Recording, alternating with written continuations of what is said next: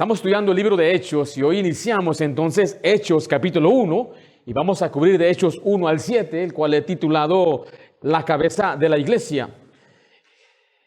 Ningún libro del Nuevo Testamento tiene un uso tan diverso como el libro de Hechos y es un libro de suma importancia para todo creyente. Empezamos con el versículo 1 que dice: en el primer tratado, oh Teófilo, hablé acerca de las cosas que Jesús comenzó a hacer y enseñar.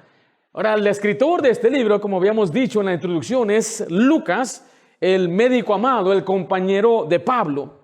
Note que dice la palabra primer tratado, o sea, el primer volumen se refiere a Lucas, cual veremos en un momento. La palabra tratado se refiere a una narración o relato escrito de Lucas. Y este capítulo entonces continúa donde Lucas terminó en el Evangelio de Lucas. Y Hechos 1:1 une los libros y ofrece una narración del ministerio de Jesucristo después de su resurrección. Este capítulo que vamos a leer, capítulo 1, no lo vamos a cubrir todo el día de hoy, pero contiene bastante doctrina. Vamos a aprender algunas verdades vitales del Señor Jesucristo y la iglesia que estableció. Y en este capítulo vamos a cubrir lo siguiente: la cabeza de la iglesia va a ser hoy. Vamos a ver la comisión de la iglesia, la esperanza de la iglesia, la reunión de la iglesia y los asuntos de la iglesia. Así que hoy vamos a ver la cabeza de la iglesia. ¿Quién es la cabeza de la iglesia? Jesucristo. Note Colosenses 1:18, y Él es la cabeza del cuerpo, que es la iglesia. Recuerde, todo comienza con Jesús, todo se trata de Jesús y todo es para la gloria de Jesús. Ninguna iglesia debe estar centrada en las ideas de un hombre o debe estar centrada en la opinión de un hombre. Me refiero de un pastor o de un grupo que representa a la iglesia. Nosotros somos representantes siguiendo a Jesús por medio de su palabra. Jesús es el jefe. La palabra cabeza se refiere al jefe de la iglesia. Jesús es el que dirige a su iglesia. Lo que hace un hombre, el siervo de Dios, es simplemente el administrador que debe seguir la dirección de la iglesia. Pero la iglesia, el libro de Hechos comienza con Jesús. Jesús es el fundamento del cristianismo, el fundamento de la iglesia, pero también es el fundamento del libro de Hechos. Escriba número 1 conmigo, por favor. Vamos a ver la naturaleza del libro. O sea, ¿de qué trata este libro? Y en Lucas, de versículo 1 al 3, nos enseña, nos indica de qué trata el libro. Note Hechos 1:1, ahí en su Biblia. En el primer tratado, oh Teófilo, note esta frase: hablé acerca de todas las cosas que Jesús comenzó a hacer, ¿y a qué? Y a enseñar. Escriba ahí inciso A. Vemos la continuación del Evangelio de Lucas. Dice Lucas, en el primer tratado, como mencioné ya, tratado es una narración escrita por Lucas. Note lo que dice en Lucas 1:3. Dice: me ha parecido también a mí, después de haber investigado con diligencia todas las cosas desde su origen, escribírtelas por orden, oh excelentísimo. ¿Qué dice después ahí? Teófilo. Note esa frase, excelentísimo Teófilo. Y lo vimos en Hechos 1:1, el primer tratado, oh Teófilo. Entonces es la conexión de Lucas a Hechos. Yo creo que Lucas fue escrito para que Teófilo conociera a Jesús y fuera salvo. Y creo que Hechos fue escrito para que ahora Teófilo sea un discípulo. Como que esa es la herramienta de discipulado que le dio Lucas a este hombre llamado Teófilo. Ahora, algunos dicen que Teófilo no es una persona, porque la palabra Teófilo significa amador de Dios o amigo de Dios. Pero note el título que le da aquí Lucas a este hombre llamado Teófilo. ¿Cuál es ese título? Excelentísimo. Y esa palabra excelentísimo significa tratamiento honorífico o de respeto y cortesía dado a alguna persona por su dignidad, empleo o cargo. O sea que esta es una persona importante y es un título que se le da por quien es, por el cargo que tiene quizás en el gobierno. Ahora, acompáñenme en su Biblia, Hechos 24, y quiero que veamos que se emplea esta frase con otras personas también. Hechos capítulo 24, versículo 3. Dice, oh, ¿qué es la siguiente palabra? Excelentísimo Félix. Note que de nuevo aparece este título de honor dado aquí a una persona en eminencia. Vaya, Hechos 26, 25. Vemos ahora a otro hombre y este hombre se llama Festo. Hechos 26, 25 dice, mas él dijo, no estoy loco. ¿Qué es la siguiente frase? Excelentísimo Festo. Entonces vemos excelentísimo Félix, excelentísimo Festo y excelentísimo Teófilo. Por lo tanto, Teófilo es una persona, no es una idea del cristiano, o no se habla de una forma general del cristiano. Se le escribió directamente a Teófilo. Ahora, si se le escribió a él, ¿significa que el libro no es para mí? Alguna gente va a decir, bueno, como ese libro del Antiguo Testamento fue escrito en Israel, no te aplica a ti. Y a veces la gente quiere escoger los libros y emplean mucho los pasajes de Efesios, Romanos para ellos mismos. ¿Pero a quién se le escribió el libro de Romanos? ¿A los Romanos? ¿Y el libro de Efesios?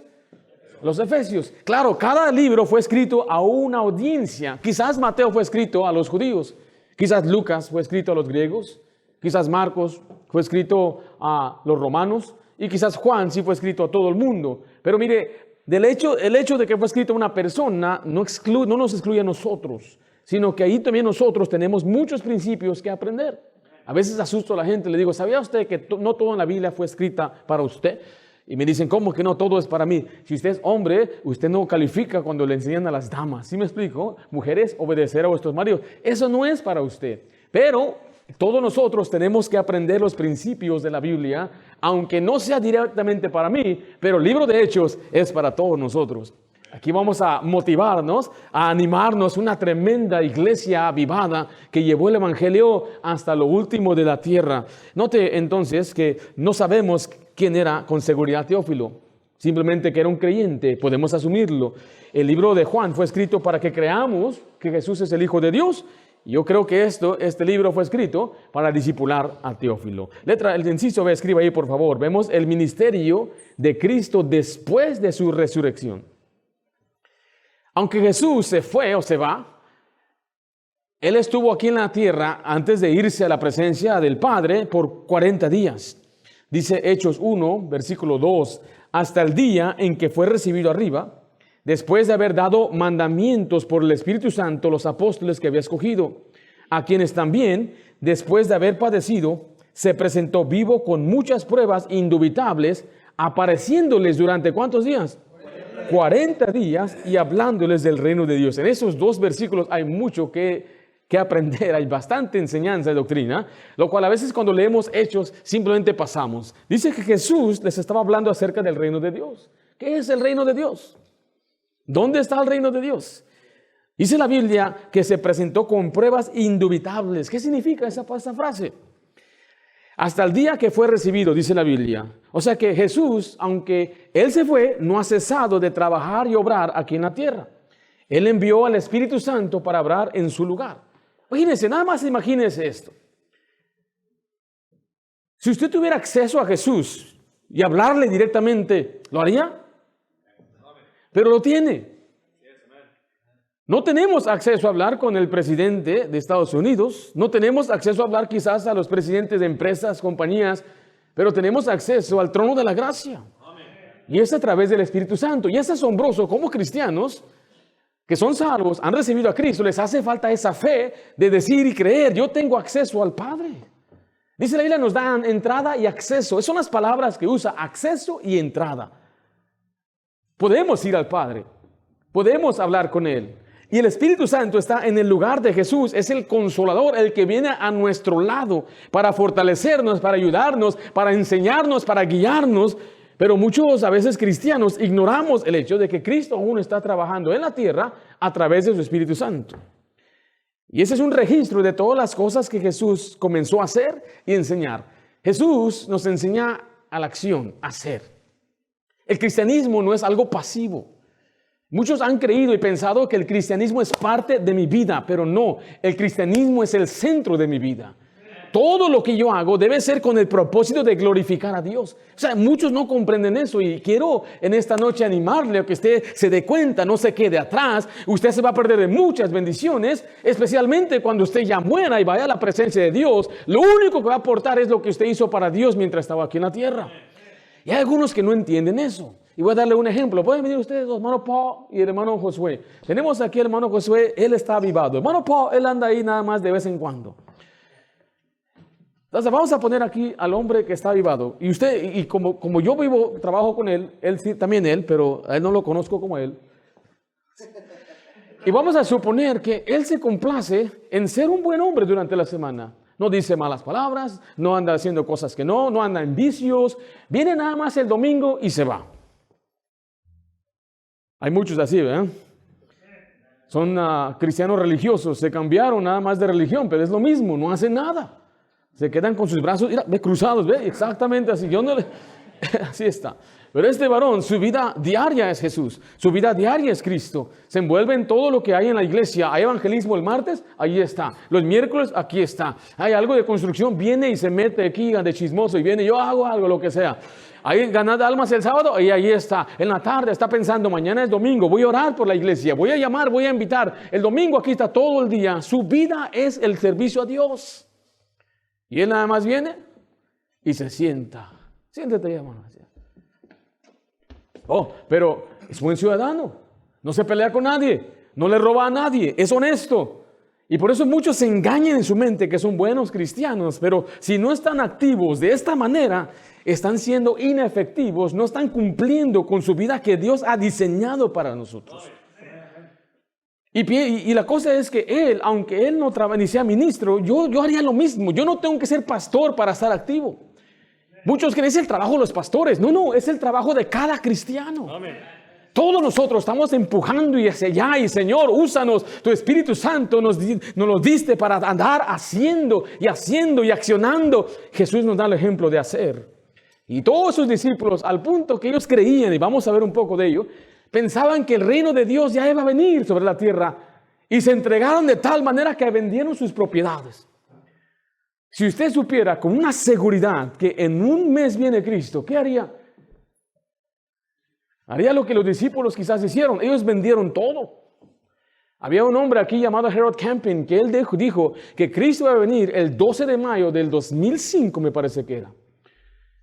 Y no se cumplió y cambió, que era para el 2012, 5 de mayo, y los cálculos, y la gente que le seguía a él por medio de la radio, vendieron sus posesiones, sacaron su dinero que tenían en el 401k, todo el plan de retiro, y todo lo invirtieron en poner letreros, rótulos por todas partes, diciendo, el Señor viene el 12 de mayo del 2010. Quizás me equivoco la fecha, 2012, búsquelo, Harold Camping. Pero la gente pensaba, ya viene Jesús. Y cuando no vino Jesús, se decepcionaron. Y ellos fueron y demandaron a este hombre por todo su dinero. La culpa la tienen ellos. Porque dice la Biblia que Dios no nos dejó saber el día ni la hora cuando lo venía. Y los discípulos pensaban, Jesús llega en cualquier momento. O sea, lo que estoy diciendo con todo esto es que debemos vivir como que si fuera nuestro último día para el Señor. O sea, en los últimos 7 días, ¿cómo estuvo su vida de oración? En los últimos 7 días, ¿cómo estuvo su lectura bíblica? En los últimos 7 días, ¿cómo estuvo su comunión con Cristo?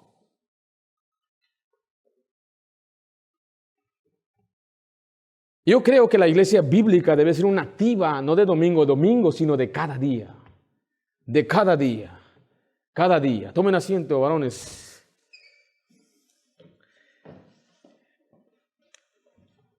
Y vemos aquí algunos detalles aquí en este pasaje, pero Mateo 28, Marcos 16, Lucas 24 y Juan 20, un poco de lo que sucedió después de que Jesús resucitó.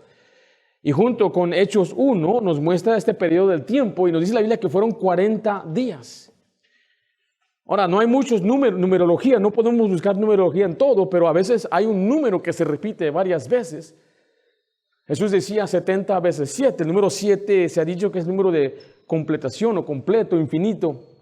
Es el número de Dios que tiene 7 espíritus. El número del hombre es el número 6. 666 es el número del hombre. Fue creado en el 6º día.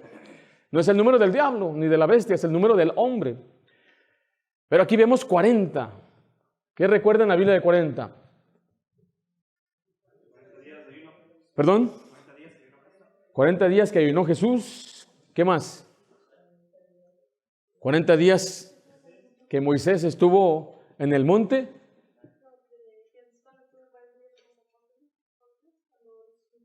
Bueno, es lo que estamos mirando ahorita, pero aparte de esos 40 días, ¿qué más vemos? 40 días caminó Elías sobre el desierto. 40 días es un número aparentemente de prueba, donde la gente está esperando, meditando en Dios, y eso es lo que están haciendo ellos por 40 días. Están esperando para prepararse para empezar la obra de Dios aquí en la tierra. Y durante esos 40 días Jesucristo estaba ordenando y enseñando a los apóstoles. Se les aparecía y después se iba, y se aparecía y se iba. Vimos entonces en primer lugar la naturaleza del libro. En segundo lugar vemos las muchas pruebas indubitables. Las muchas pruebas indubitables. Esa frase, esas dos palabras son aquellas evidencias o argumentos que son tan claros, fuertes y convincentes que no dejan lugar a dudas sobre su veracidad o validez. Estaba mirando un documental esta semana pasada sobre el asesinato de John F. Kennedy, el presidente aquí en los Estados Unidos. ¿Algunos de ustedes han escuchado de él? ¿Quién lo mató? Nadie sabe quién lo mató. Hay especulación si fueron los cubanos, si fue la CIA, si fue su vicepresidente. Otros dicen que fue la mafia.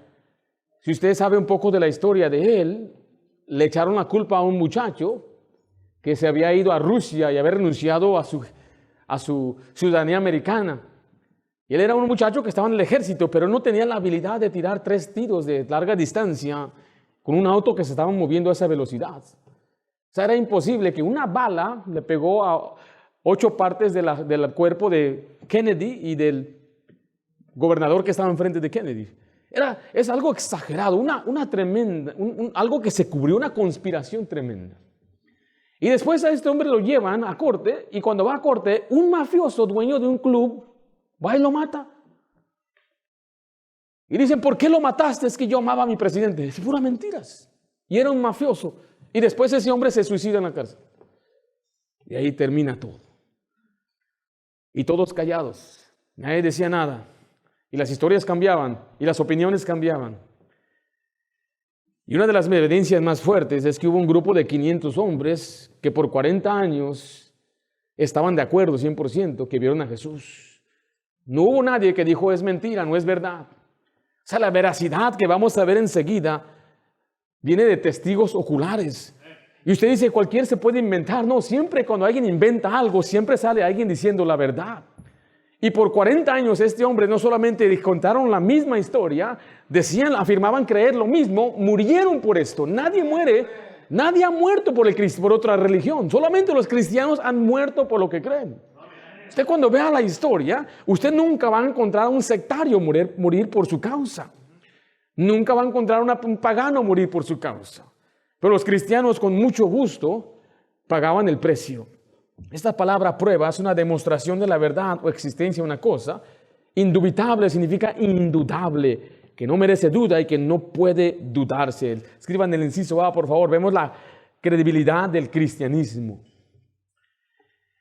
O sea que la credibilidad del cristianismo bíblico se basa en el hecho de una tumba vacía, es decir, la resurrección de Cristo. Vaya conmigo en su Biblia, 1 Corintios capítulo 15. Hace años un emperador le llamó a sus consejeros y él dijo, me voy a hacer un Dios, yo mismo me voy a hacer una deidad. Y después de unos cuantos meses estaba decepcionado que nadie le seguía, nadie le adoraba. Y él decía, ¿por qué todos estos siguen a Jesús y a mí no? Y un consejero le dijo, solamente tienes que hacer una cosa, muere y resucita. Y así tendrás seguidores. La verdad es que la iglesia de Cristo tiene su poder y tiene en verdad su evidencia más fuerte. Se basa la credibilidad del cristianismo en una tumba que está vacía. Cristo resucitó. Él ha resucitado.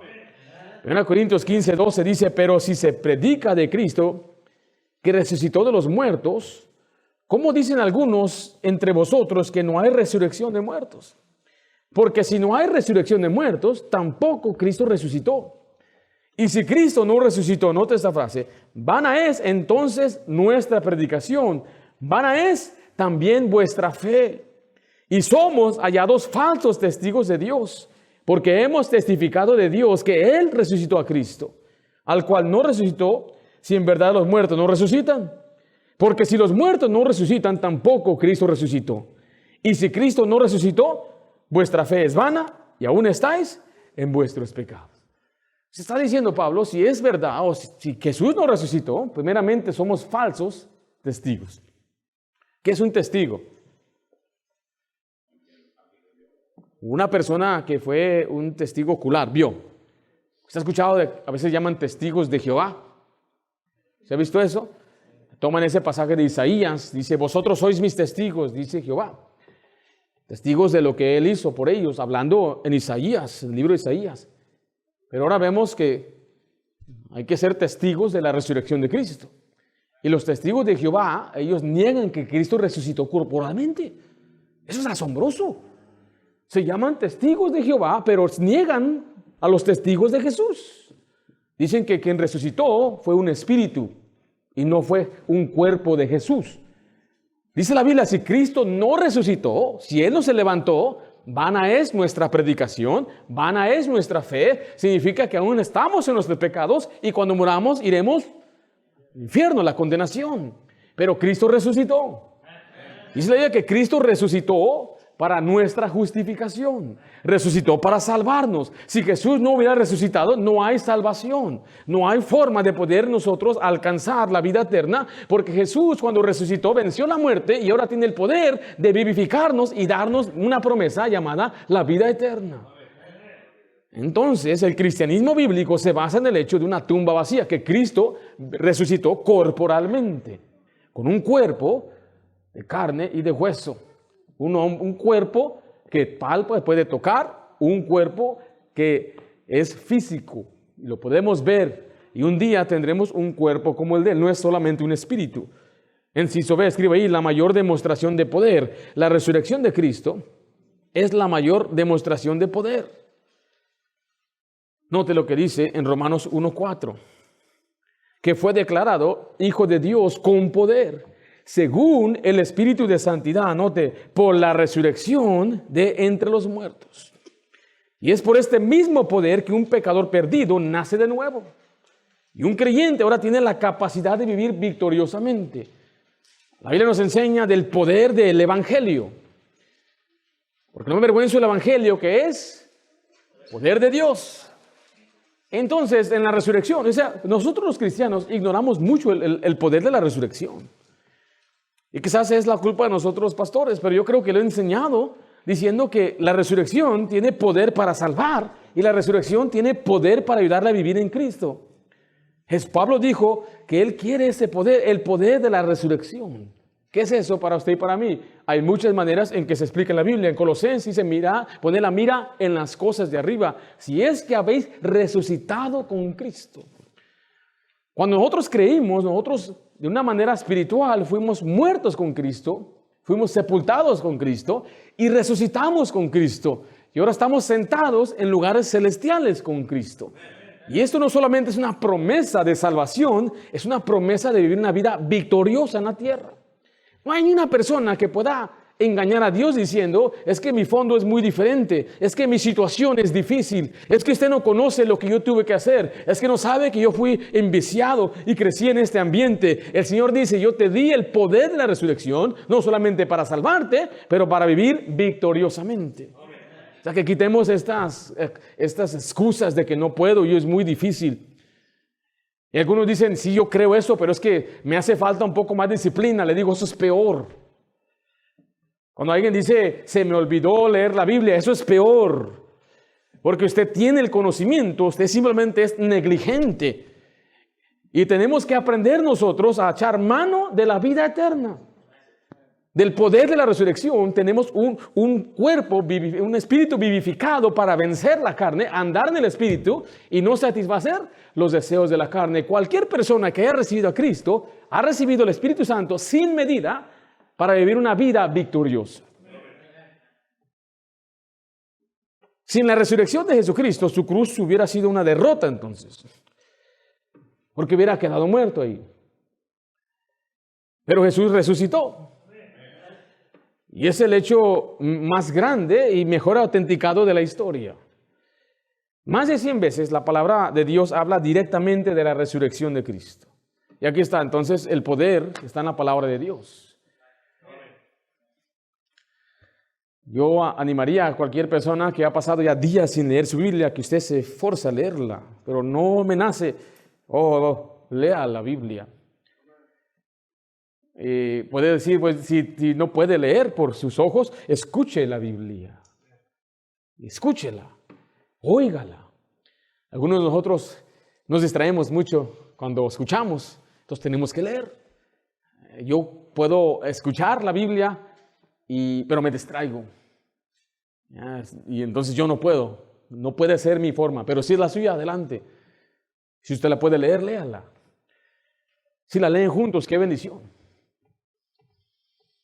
Pero yo le voy a ser sincero, ya basta ya de decir, ya leí un capítulo, 3 capítulos, ya basta de eso. Ese no es un cristianismo fuerte. Necesitamos pasar tiempo en la palabra de Dios, deleitarnos en ella. Comprendo si dice, yo soy un cirujano y paso 12 horas cortando a gente, está bien. Nada más tengo oportunidad para leer 3 capítulos, ahí se lo aceptamos. Pero pregúntese, si usted verdaderamente está trabajando y tiene que trabajar, es comprensible, pero si su tiempo se va gastando en mirar televisión, mirar cosas en su teléfono y estar ahí pasando y pasando y pasando, porque eso ya, ¿cómo se llama esto? ¿Cómo le llaman esto en inglés? ¿Cómo? Scroll, estás scrolleando. Y no hay nada de Biblia, no hay lectura bíblica. Esos están débiles, están desanimados, por eso no tienen poder de Dios, por eso no tienen el poder de la resurrección, por eso no tienen ánimo, no tienen fortaleza, no tienen sabiduría. Y vienen a la iglesia con una mala actitud, vienen a la iglesia desanimados y contagiando a los demás. Ese es el problema, es usted. No importa cuál iglesia usted vaya, no importa cuál sea su pastorcito, no importa qué esté pasando en su iglesia, en su familia. Las cosas van bien, tiene salud, tiene todo, pero lo que le hace falta es leer la Biblia. Mire, quisiera que usted viera el ánimo que me dio hermano Carlos. Me dice, estoy leyendo mi Biblia todos los días. Digo, hermano, usted, ¿cómo? Saludos, hermano, yo sé que me está mirando y no quiero de ninguna manera pensar que lo estoy exaltando de una manera equivocada. Al contrario, le dije, hermano, ¿cómo pasa el tiempo? Y dije, hermano, estoy leyendo mucho la palabra de Dios. Y eso es lo que uno debe hacer en el día de angustia, en el día de necesidad, es buscar a Dios. Y yo le quiero animar a usted, que usted se fortalezca. Aquí está la mayor demostración de poder, es en ver lo que Cristo hizo. El cristiano debe andar de victoria en victoria. Somos más que victoriosos. Somos triunfadores en Cristo. No es nada más de palabras, bendiciones. Mire, mejor no diga eso. Diga diciendo derrotado. Pero ¿sabe qué? Mejor salga de este lugar diciendo, ahora sí le voy a echar ganas. Voy a confiar en Dios, Dios me va a fortalecer, Dios me va a bendecir. Dios es bueno. Estoy cansado, todos estamos cansados. Yo estoy muy cansado. Andar volando y viajando, eso es cansado. Mire, ore por mí. Estoy triste, yo no quiero salir. Hay algunas salidas que tengo ya planeadas y me pesa mucho dejar a mi familia, dejar a mi iglesia, las responsabilidades. Yo doy gracias a Dios por ustedes, que ustedes han hecho un buen trabajo. Los que han venido aquí de suplentes han salido asombrados, pero personalmente yo estoy muy cansado. Siempre estamos cansados. Un pastor activo siempre está cansado. Hermano, yo siempre estoy cansado. Recuerden, hermano del instituto, los líderes siempre están cansados. El mundo gira gira por el trabajo de la gente cansada. Yo suplico sus oraciones. Yo le pido a Dios, Dios, dame ánimo, dame fortaleza. Hay pruebas, hay cosas difíciles que estamos enfrentando. Muchas de ellas usted no me las puede compartir a mí y viceversa, pero Dios lo sabe. Lo que necesitamos es fortalecernos unos a otros y usted tiene que meterse en la palabra de Dios. Letra S, escriba ahí las evidencias de la resurrección. ¿Cuáles son las evidencias? En primer lugar es la tumba vacía. Cuando aquellos discípulos vieron que no había nadie en esa tumba. ¿Se acuerda que los mentirosos de fariseos dijeron que se lo habían hurtado el cuerpo?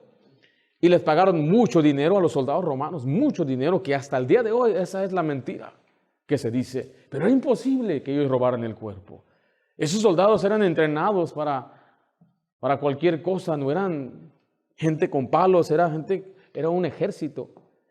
Pero ellos estaban allí después de que habían sellado la piedra y se aparece un ángel. Ven al ángel y caen como muertos, se desmayaron. Y aquel ángel quita la piedra. Ahora, ¿por qué quitó la piedra? ¿Podría Jesús salir sin la piedra? Sí. Pero él quitó la piedra para que pudieran ver que no había nadie adentro. Podrían decir, ¿sabes que ya no está? Pero tenían que ver. Y cuando vieron, todavía dudaban, ¿dónde está?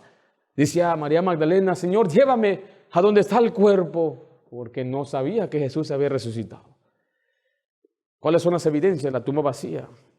y las numerosas apariencias de Jesús. Le voy a dar la lista. Se le apareció a María Magdalena, se le apareció a las otras mujeres, se le apareció a Pedro, se le apareció a los 2 discípulos que iban camino a Emaús.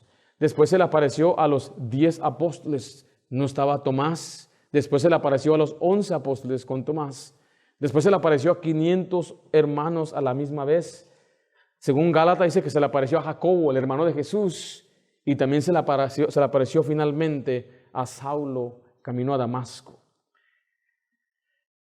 Y vemos no solamente las numerosas apariencias de Cristo, vimos también las vidas transformadas de los apóstoles. Vemos al Pedro, el negador de Cristo, y se convierte en el gran predicador de Cristo. Y cambiaron, les dio un denuedo. ¿Se acuerdan cuando venían? ¿Quién buscáis? A Jesús de Nazaret, yo soy. Y todos caían tirados al piso. Y luego los discípulos se fueron. Cada quien se huyó. Pero Pedro, ¿qué hizo? Seguía de lejos. Ellos siguiendo de lejos. Y cuando llegó a aquel lugar, alguien metió a Juan. Juan fue el único que no tuvo miedo. Se mete, lo niega 1, 2, 3 veces. Y él le había dicho, Señor, yo te seguiré hasta la muerte. Yo te sigo. Y hay muchos hermanitos y yo, pastor, yo aquí estoy, mire, yo voy hasta el final. La primera prueba, ya. Así fue Pedro. Y Jesús lo mira. Y lo ve como quien dice, te dije. Y reconoció Pedro esa mirada.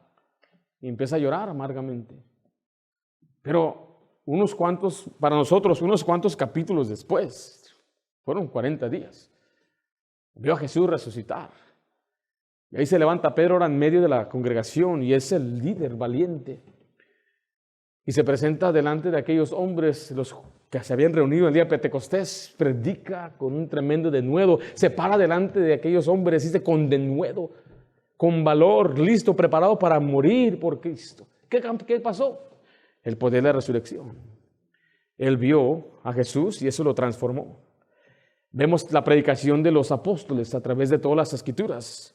En Hechos 2, Hechos 3, Hechos 4, Hechos 5, 10, 13, Hechos 17, los predicadores están constantemente predicando de la resurrección. Pero en Apocalipsis 1, 18 vemos el testimonio mismo de Jesucristo. Jesús dice, y el que vivo y estuve muerto, mas he aquí que vivo por los siglos de los siglos. Amén.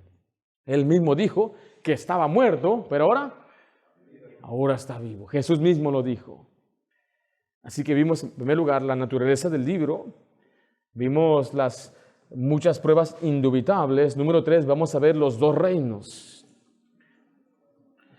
Las últimas palabras mencionadas en estos 2 versículos mencionan 2 reinos. Un reino presente y otro que es venidero. Uno es espiritual y el otro es terrenal.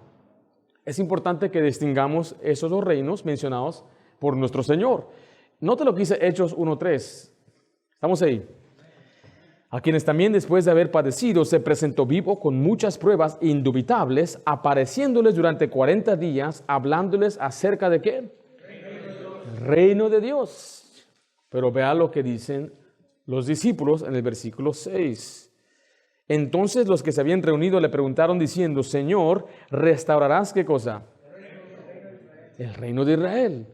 Entonces existe el reino de Dios, el reino de Israel.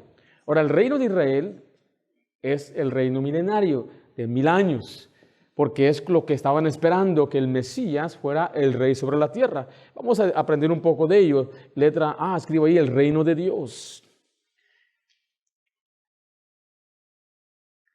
Como leímos en el versículo 3, al final dice que les hablaba acerca del reino de Dios. Ahora, mire, este es un reino diferente de cualquier otro, porque este reino no es mundial, este reino no es como cualquier reino mundial o terrenal.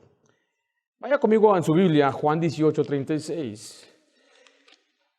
Cuando Jesús vino por primera vez, Jesús nunca vino a establecer un reino terrenal o político.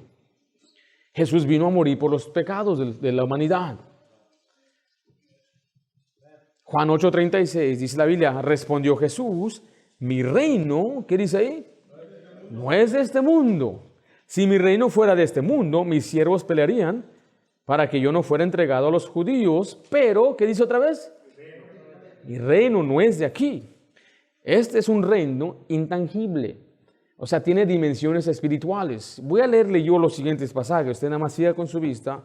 Dice, escuche por favor, dice Lucas 17:20, preguntando por los fariseos cuando había de venir el reino de Dios, le respondieron y dijo, el reino de Dios no viene con... Vaya conmigo, vaya, ¿cuándo le dije que fueron? Lucas 17:20, vayan a su Biblia por favor. Estoy leyendo mis notas. Lucas 17, ¿cuál es? 20. Dice la Biblia ahí en el versículo 20. Dice, preguntando por los fariseos cuándo había de venir el reino de Dios, le respondió, el reino de Dios no vendrá con advertencia, ni dirán, helo aquí o helo allí, porque he aquí el reino de Dios está entre vosotros. Este es un reino invisible, o sea, como el viento. Por eso, para que una persona sea parte de ese reino, tiene que nacer de nuevo. En Romanos 14:17, vaya allá por favor en su Biblia, Jesucristo, aquí Pablo está escribiendo que este reino en verdad es uno invisible.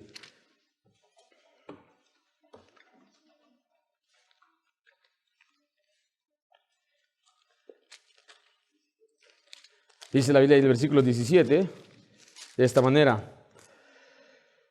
Porque el reino de Dios no es comida ni bebida, sino justicia, paz y gozo en ¿qué? Espíritu Santo. Note que mencioné que es diferente a cualquier reino mundial y terrenal. Es un reino intangible, es un reino invisible, pero debe ser ingresado porque es un ámbito espiritual. De manera que para entrar a este reino tiene que ser el nuevo nacimiento. Juan 3:3 y versículo 5 dice, respondió Jesús y le dijo, de cierto os digo que el que no naciere de nuevo no puede ver el reino de Dios. Respondiendo Jesús, de cierto te digo que el que no naciere de agua y espíritu no puede entrar ¿a dónde? El reino de Dios. Por lo tanto, los que no han sido regenerados o no han sido salvos, no han sido de nuevo, no pertenecen a este reino.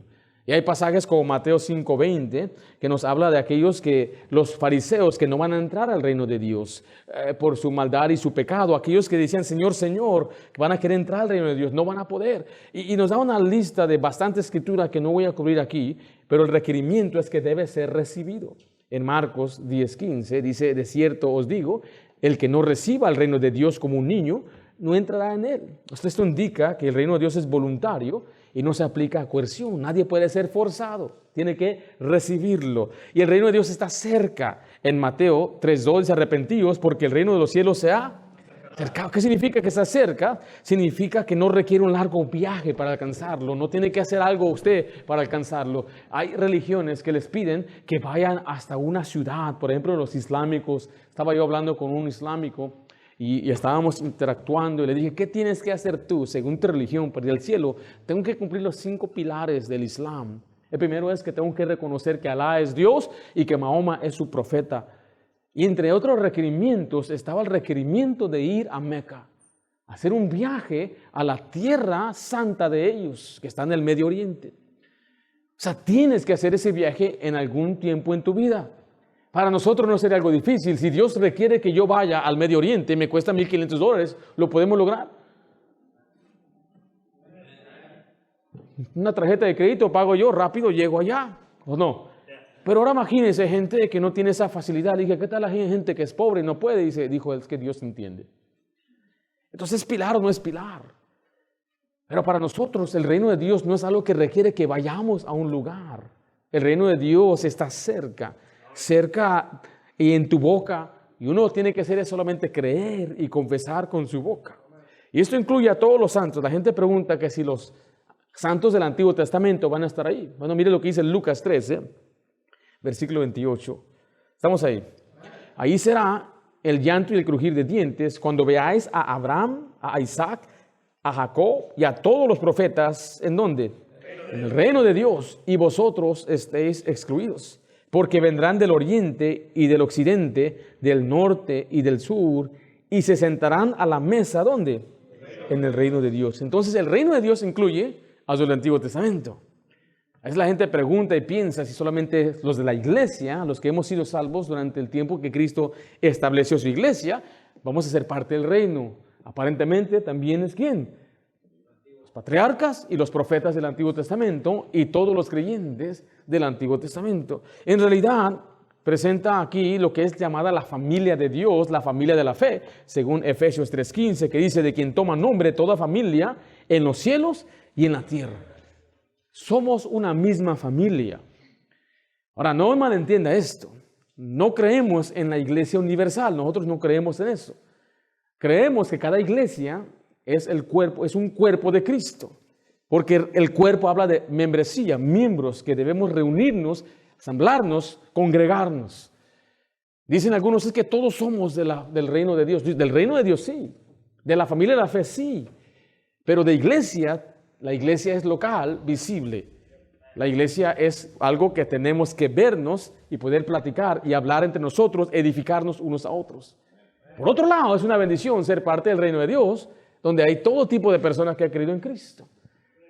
La semana pasada vi a mucha gente de diferentes partes. Llegaron desde Oaxaca, había otros de Puerto Rico, de todas partes de México, todas partes de Estados Unidos. Y es un gozo poder saludar a una persona que es creyente. Y aunque no sea bautista, es creyente, es del reino de Dios.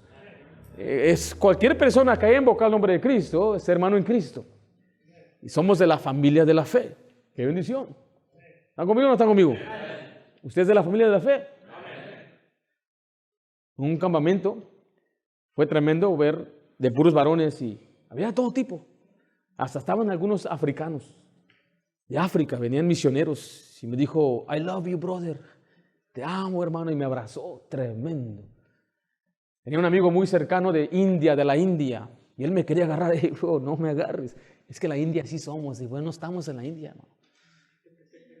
Eres mi amigo, mi hermano, te amo y todo, pero qué tremendo es tener esa cercanía con gente de todo tipo de fondo, raza. Somos en Cristo la familia de la fe. Y este reino tiene misterios. Un misterio es algo que no se ha dado a comprender y a entender. Hay muchos misterios que fueron ya revelados. La iglesia fue un misterio, pero fue dado a conocer. El reino de Dios tiene misterios porque se explican en parábolas y distinguen las esferas de profesión y la esfera de posesión. Es decir, dentro de la forma actual del reino de Dios hay un reino falso. Por eso se nos explica, se nos advierte tener cuidado de aquellas personas que tienen apariencia de ser parte del reino de Dios. Y gente se va a llamar a hablar del reino, salón de reino, por ejemplo. Mire lo que dice Mateo 13:10, estamos ahí. Entonces, acercándose los discípulos, le dijeron: ¿por qué les hablas por parábolas?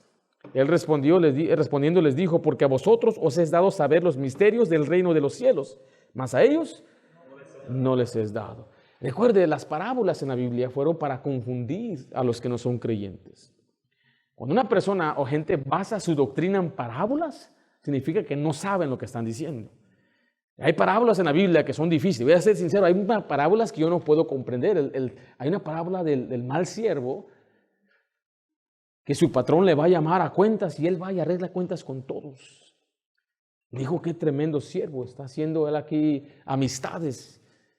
Y después hay una aplicación espiritual. Ustedes también hagan lo mismo. Esa parábola no la comprendo. No sé, tengo especulación, pero no sé.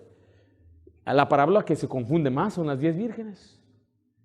¿Has escuchado esa parábola de las que llegaron? Habían 10 vírgenes y 5 de ellas estaban preparadas, la otra no, y de ahí se agarran. Mira, prepárate porque cuando venga Cristo te va a dejar. Ignoran todo el resto de la Biblia.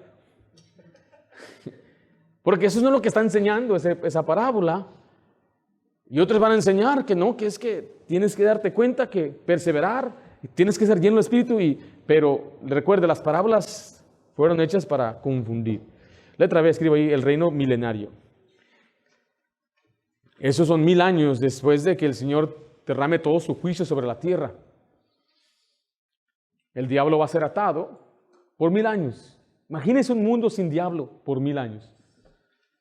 El diablo es el tentador y el engañador. Y yo creo que va a haber gente reproduciéndose todavía. Nosotros ya no vamos a casarnos. Me dijo una hermana: durante el milenio voy a estar con mi esposo otra vez. Dije: no, hermanita, usted y yo ya vamos a tener un cuerpo glorificado y no va a haber casamiento. Y como que se alegró, ¿verdad? Y dije...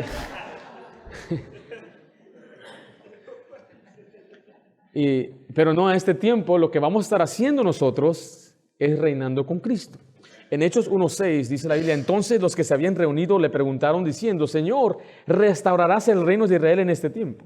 Y les dijo, no os toca a vosotros saber los tiempos o las sazones que el Padre puso en su sola potestad. Esta es la fase prospectiva del reino de Dios, el reino terrenal milenario del Señor Jesucristo. Ellos le llamaron aquí el reino de Israel, pero ellos se están refiriendo a todas las promesas del Antiguo Testamento que se refería al milenio. El reino de 1000 años, el reinado de 1000 años. Algún día estudiaremos un poquito más de ello. Es que hay mucha especulación. Personalmente me gusta a mí enseñar algo que yo comprendo bien y sé. No quiero especular. Mucha gente especula y Gog y Magog en Rusia y empiezan a meter un montón de cosas. ¿Cómo saben? No lo saben. ¿Sabía usted que decían que John F. Kennedy era el anticristo? Porque él fue el primer presidente católico. Siempre eran protestantes o eran cristianos y él llega a ser el primero joven. Dice la Biblia que el anticristo recibe un golpe mortal. ¿Y cómo mataron a Kennedy? Un balazo en la cabeza.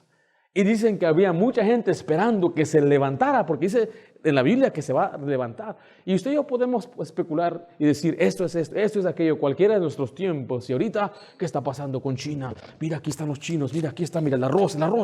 Y uno puede como forzarlo. ¿Sí me estoy explicando? Pero en el milenio, la Biblia nos enseña que usted y yo vamos a reinar con Cristo. Qué bendición es poder reinar con Cristo. Es el glorioso reino que Pedro, Jacobo y Juan tuvieron el permiso de previsualizar cuando vieron a Jesucristo transformado. Y es el reino que cuando Cristo vuelva vamos a poder comer y beber con su iglesia reunida. Es el reino que será inaugurado después de que el Señor haya derramado toda su ira sobre este mundo, la segunda venida de Cristo. Es un reino terrenal y visible. Ahora bien, los apóstoles, note que están diciendo, ¿cuándo vas a restaurar? Porque ellos pensaban que era en ese tiempo. Ya resucitó Jesús, de seguro ya va a venir ahora sí triunfante. Pero miren lo que dice Lucas 24:21. Vamos ahí. Pero nosotros esperábamos que Él era el que había de redimir a Israel. Son los dos que iban camino a Maús.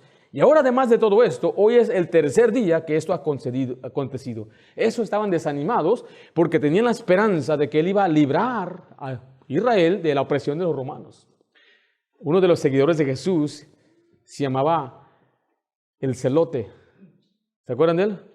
Era un grupo de radicales buscando dar un golpe de Estado. Y ese era uno de los seguidores de Jesús. Que ellos eran como guerrilleros, en otras palabras, y querían ellos pelear contra el gobierno romano.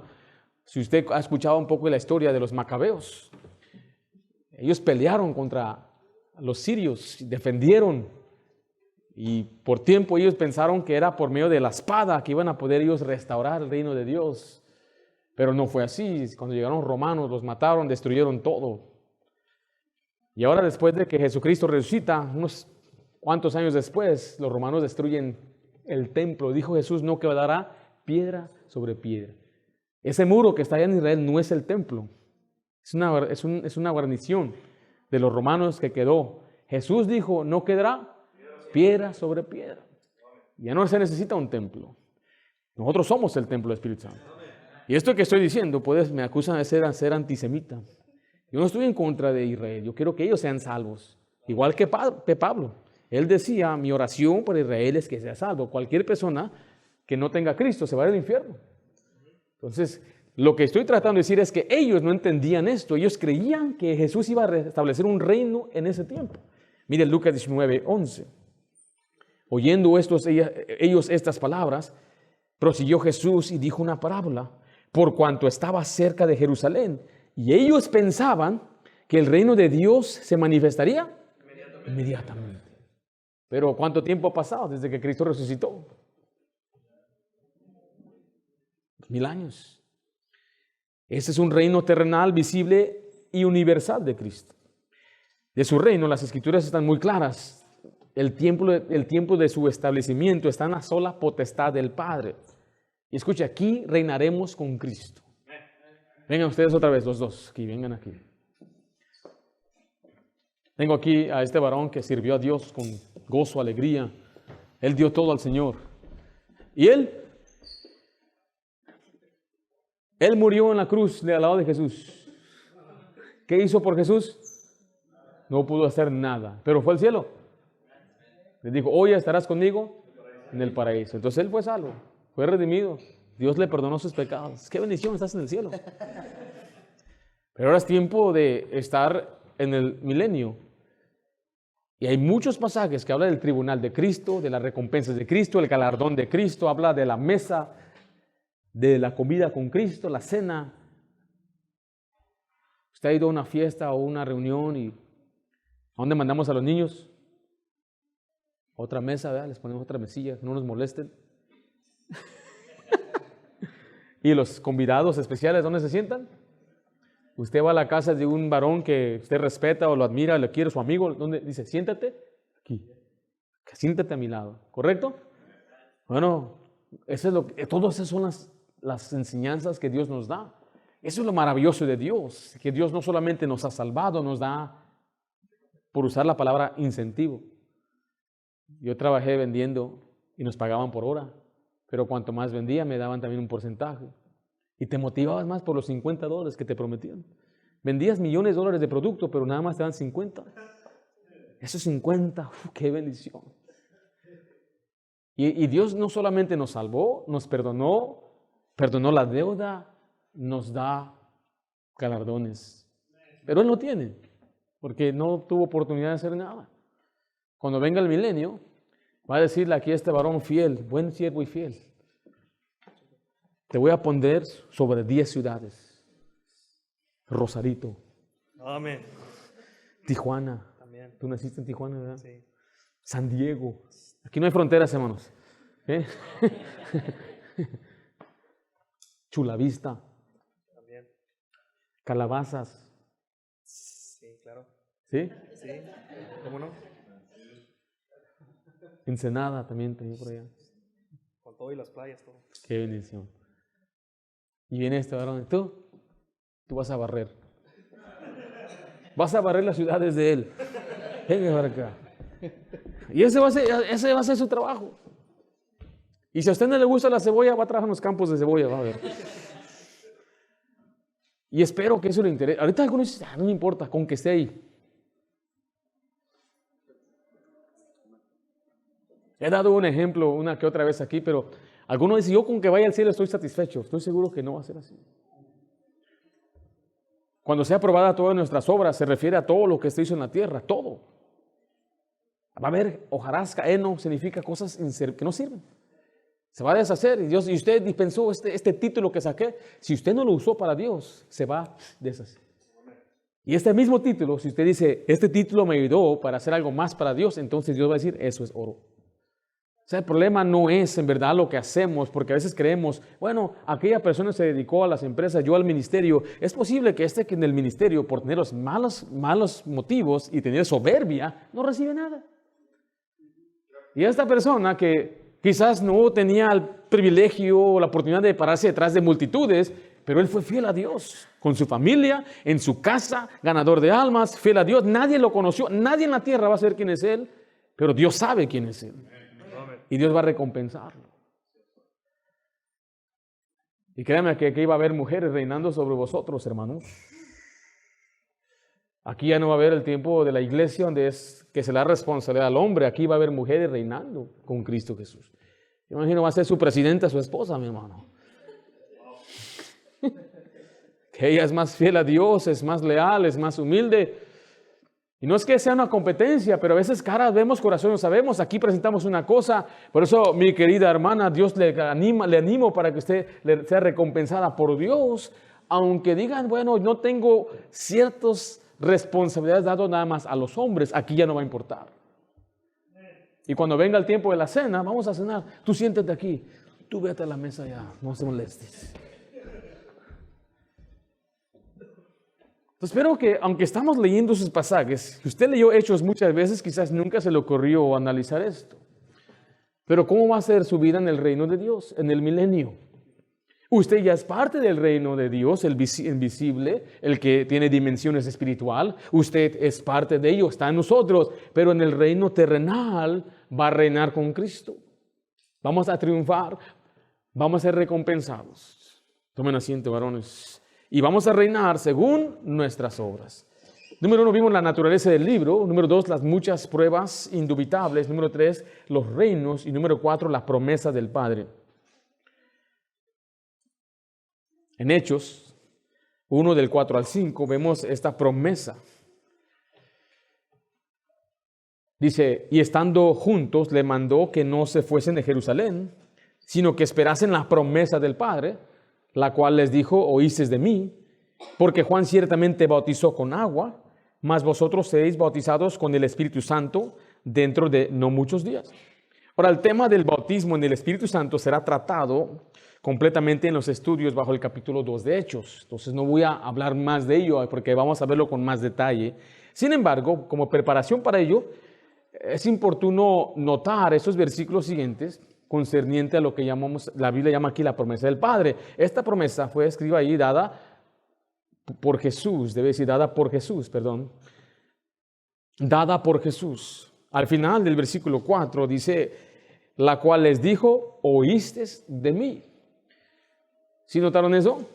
Esta promesa fue dada por Jesús y lo vemos que fue dada en Juan 7, Juan 14, Juan 15, Juan 16. Pero para que pudiera entonces recibir esta promesa, Jesús primeramente tiene que haber sido glorificado. Vaya allá Juan 7:39, dice de esta manera, entonces dijo del Espíritu que habían de recibir los creyentes en él, pues aún no había venido el Espíritu Santo, porque Jesús no había sido ¿qué? Aún glorificado, en otras palabras, no había sido resucitado. Entonces, el Espíritu Santo no moraba en los creyentes. Vemos al Espíritu Santo actuando y obrando en el Antiguo Testamento. Venía sobre una persona, lo usaba por un momento y después se iba. Puede verlo usted en Saúl, en Sansón, puede verlo aún en Balaam, gente que ni era ni creyente. El Espíritu Santo tenía sus propósitos.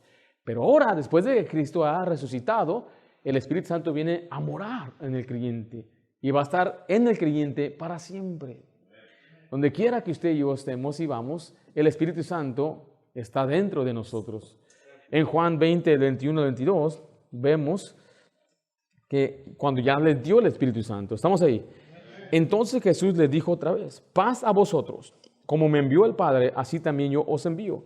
Y habiendo dicho esto, sopló y les dijo, ¿qué cosa? Recibí el Espíritu Santo. ¿Sabe por qué? Porque hay gente que dice que el Espíritu Santo no vino hasta el día de Pentecostés. Jesús había dicho que Él iba a venir cuando sea glorificado, cuando Él resucitó. Y en este pasaje, antes de Hechos, antes de los sucesos de Hechos y antes del día de Pentecostés, Él les dijo, recibid al Espíritu Santo. Por lo tanto, el bautismo del Espíritu Santo en el libro de Hechos no es la salvación, sino que habla de ser empoderados para hacer la obra de Dios. ¿Sabe usted que Cristo le bautizó a usted en el Espíritu Santo? El Espíritu Santo no lo bautiza a nadie en sí mismo. El Espíritu Santo nos bautiza en el cuerpo de Cristo. Espero que no se confunda. En 1 Corintios nos dice que cuando recibimos a Cristo, el Espíritu Santo, después de... Bueno, voy a regresar. Usted recibe a Jesús.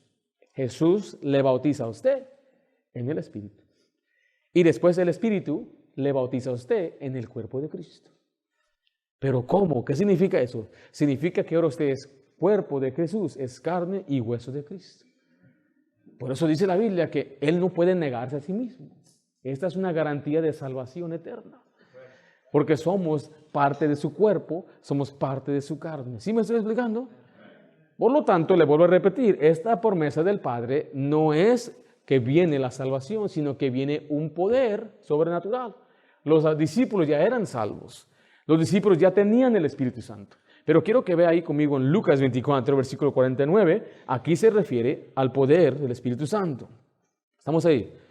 He aquí, yo enviaré la promesa de mi Padre sobre vosotros, pero quedaos vosotros en la ciudad de Jerusalén hasta que seáis investidos ¿de qué? De poder desde lo alto. ¿Sí vio? Van a recibir ese honor, ser investidos, pero ¿de qué? De poder, no de salvación, sino de poder. Y ese poder está a nuestro alcance el día de hoy. El poder del Espíritu Santo para hacer su obra. El poder del Espíritu Santo para poder entender las Escrituras. El poder del Espíritu Santo para evangelizar, para discipular, para poder nosotros enfrentar cualquier situación. Porque el poder del Espíritu Santo nos da denuedo, nos da brío, nos da dirección. La pregunta que le hago a ¿usted tiene el poder del Espíritu Santo? ¿Usted anda en el poder del Espíritu Santo? Esos son algunos principios entonces que aprendimos en esta noche. Vimos la naturaleza del libro, las muchas pruebas indubitables, los dos reinos y la promesa del Padre.